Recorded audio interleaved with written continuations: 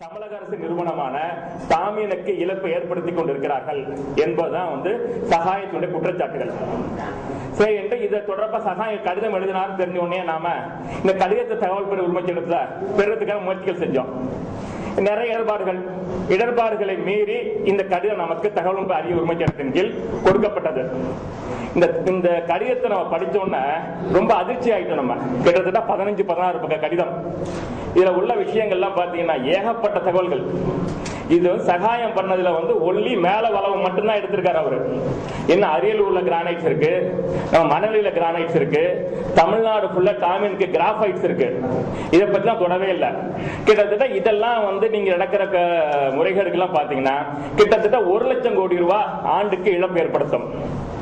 இந்த கிராஃபைட்ஸ் மட்டும் பாத்தீங்கன்னா இன்னைக்கு உலக லெவல்ல டெண்டர் கிராஃபைட்ஸ் பாத்தீங்கன்னா ஒரு டன் 1 லட்சம் ரூபாய்க்கு போயிட்டு இருக்கு. ஆனா இதை இப்ப வள்ளலார்னு ஒரு டாமின்ல எம்டி வந்திருக்காரு. இவர் வரதுக்கு முன்னாடி இந்த கிராஃபைட்ஸ் மட்டும் 1 லட்சம் ரூபாய் ஒரு டன்னுக்கு நம்ம வித்துக்கிட்டு இருந்தோம் வெளி மார்க்கெட்ல. இந்த வள்ளலார் வந்த பிறகு என்ன பண்ணாருன்னு கேட்டீங்கன்னா திரும்ப இந்த மதுரை PR பழனிசாமிக்கும் பிளஸ் மணல் கொள்ளையர் ஆறுமுகசாமி இருக்காருல்ல, இவருக்கும் இந்த கிராஃபைட் சென்டா பிரிச்சு கொடுக்கிறாரு.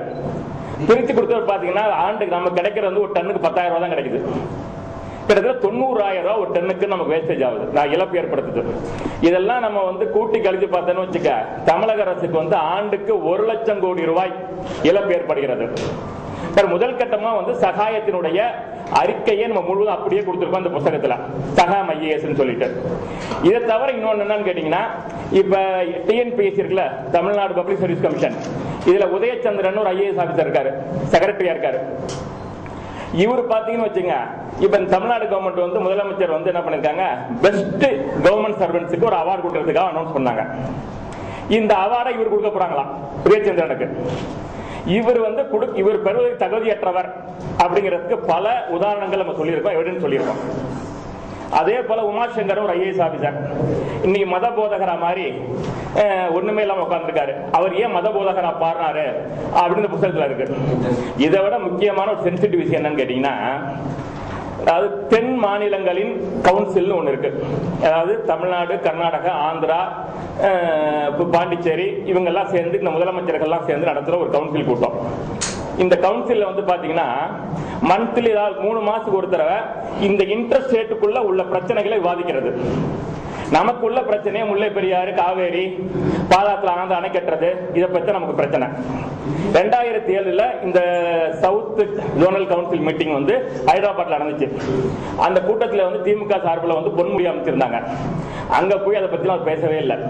எங்க முல்லை பெரியாரை பத்தி பேசல, காவிரி நீரை பத்தி பேசல. அந்த கவுன்சில் கூட்டத்துல அங்க போய் என்ன பேசுன்னு கேட்டீங்கன்னா, சென்னை மாநகர போலீஸ் மாடர்னைசேஷன் ஆஃப் போலீஸ், இதுக்கு பல கோடி ரூபாய் பணம் வேணும், இதை தான் கொடுத்துருக்கீங்க, மீதியை கொடுங்கடான்னு கேட்டாரு. அதுக்கப்புறம் 5 வருஷம் கழிச்சு இப்பதான் திரும்ப அந்த கவுன்சில் கூட்டம் நடக்க போகுது. அந்த கவுன்சில் கூட்டத்துக்கு இந்த கவர்மெண்ட்ல இருந்து என்னென்ன அஜெண்டா வச்சுக்கலாம் கூட்டத்துல அப்படின்னு சொல்லிட்டு ஒரு டீடைல்ஸ் கேட்கறாங்க கவர்மெண்ட் ஆஃப் இந்தியால இருந்து. இவங்க என்ன எழுதுறாங்கன்னு கேட்டீங்கன்னா, 2009 1713 ரோட மாடர்னைசேஷன் பண்ண போறோம். இதுக்காக ஒரு 500 கோடி ரூபாய் ப்ராஜெக்ட் ஒரு போட்டோம். இந்த ப்ராஜெக்ட் என்ன கவர்மெண்ட் அப்ரூவ் கொடுக்கல, இதுக்கு அப்ரூவ் கொடுங்கன்னு கேட்கறாங்க. நமக்கு இன்டர் ஸ்டேட்ல உள்ள பிரச்சனை என்ன கேட்டீங்கன்னா, முல்லை பெரியாறு பிரச்சனை, காவிரியில தண்ணி வரல, காவிரி டெல்டா எல்லாம் வறண்டு கிடக்குது. இதை பத்தி எல்லாம் இன்டர் ஸ்டேட் கவுன்சில் பேசவே இல்லை, அஜெண்டா கொண்டு வரவே இல்லை. இப்படி ஏன்னு கேட்டீங்கன்னா, இங்க இருக்க அதிகாரிகள் எல்லாமே நார்த் இந்தியன்ஸ். இவனு காவேரியில நெல் விளைஞ்சா என்ன, விளையிலன்னா என்ன, காவிரி டெல்டாவில் முல்லை பெரியாறு தண்ணி வந்தா வரலன்னா என்ன, இதை பத்தி கவலைப்பட நேரம் கிடையாது. அதனால இப்படி ஏராளமான ஒரு சப்ஜெக்ட் 2009 உள்ள சப்ஜெக்ட் 2012 அமைச்சா என்ன அமைச்சான் யோசிச்சு பாருங்க. இப்படி குளறுபடி நடந்துட்டு இருக்கு. இது எல்லாமே இந்த புத்தகத்துல இருக்கு, சகாயம் IASல. இந்த புத்தகத்தை இப்ப இந்தியன் ரிப்போர்ட்டருடைய பத்திரிகையினுடைய ஆசிரியர் வாராக்கி வெளியிட நம்ம அரசியல்.com உடைய ஆசிரியர் செல்வகுமார் பெற்றுக்கொள்கிறார்.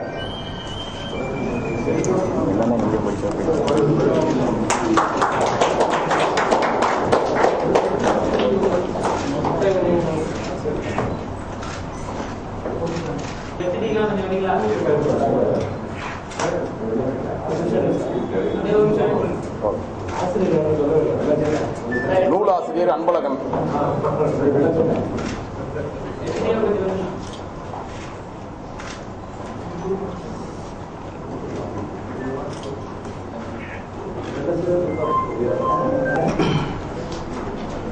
சார்ந்த பத்திரிகை நண்பர்களுக்கு என் முதற்க நன்றி கலந்த வணக்கத்தை தெரிவித்துக் கொள்கிறேன்.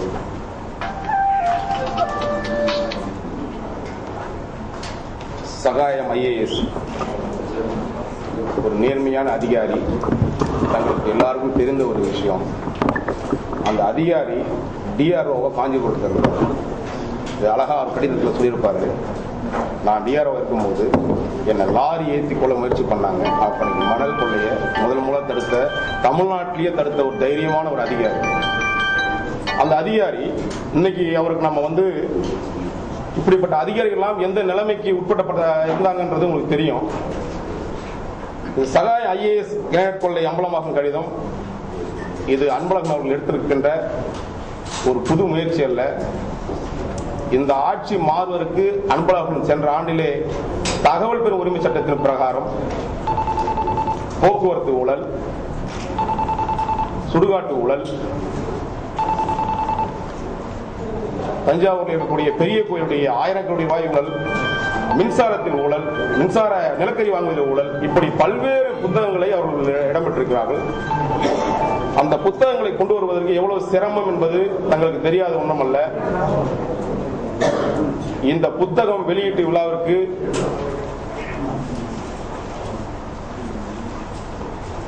ஐஏஎஸ் அதிகாரி அவர்கள் மூலமாக இதெல்லாம் தேவைதானா, சில ஐஏஎஸ் அதிகாரிகளுடைய அன்பழகனுக்கு தேவைதானா என்ன சில அன்பான மிரட்டல்கள் கூட விடுத்து விட்டார்கள். அப்படிப்பட்ட சூழ்நிலை தான் அன்பழகன் இருக்கிறார். எதை பற்றியும் கவலைப்படவில்லை. அவர் பத்திரிகையாளர் மட்டுமல்ல, அந்த குடும்பத்தை பற்றி சொல்ல வேண்டும். அன்பழகனுடைய தந்தையார் முதல்ல நம்ம நடி சொல்லணும். அதே போல அவங்க முப்பாட்டன் தாத்தா காலத்துல பாத்தீங்கன்னா திராவிட இயக்கத்தினுடைய சொந்தக்காரர். அந்த காலத்தில் தந்தை பெரியாருடைய போராட்டம், அனைத்து போராட்டம் கலந்து கொண்டு பொன்னம்பலமார் அவர் திருச்சி மாவட்டத்தில் மிகப்பெரிய வசதி வாய்ப்புள்ள ஒரு குடும்பம். தன் சொத்துக்களை எல்லாம் விற்று பெரியாருடைய அனைத்து போராட்டங்களுக்கும் முன்னின்று போராடிய மிகப்பெரிய ஒரு போராளியாகத்தான் அவர் தாத்தாக இருந்தாங்க. அதே போல அவருடைய தந்தையார், அதற்கு பிறகு இவர் வந்திருக்கிறாரு. இவரை போல அன்பழகன் போல எத்தனையோ பேரை அன்பழகன் உருவாக்கி இருக்காரு. நிறைய பேரை உருவாக்கணும். இந்த சமுதாயத்தில் இந்த லஞ்சம் லாவணி என்ற ஒரு விஷயத்தை அடியோடு ஒழிச்சு தள்ளணும். அதுக்கு நீங்க எல்லா பத்திரிகையாளர்களும் ஒத்துழைப்பு தருமாறு கேட்டுக்கொண்டு, இந்த புத்தகம் மிக அருமையான புத்தகம். இதிலே ஒவ்வொருத்தருடைய கையில் இருக்கக்கூடிய பொக்கிஷம். ஆகவே நன்றி கூறி விடைபெறுகிறேன். நன்றி, வணக்கம்.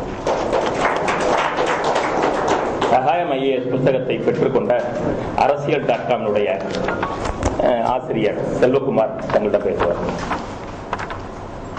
வணக்கத்துக்குரிய சக பத்திரிகையாளர்களே, இந்த அன்பழகன் எடுத்திருந்த இந்த முயற்சி நாம் அனைத்து பத்திரிகையாளரும் ஏதாவது ஒரு வகையில்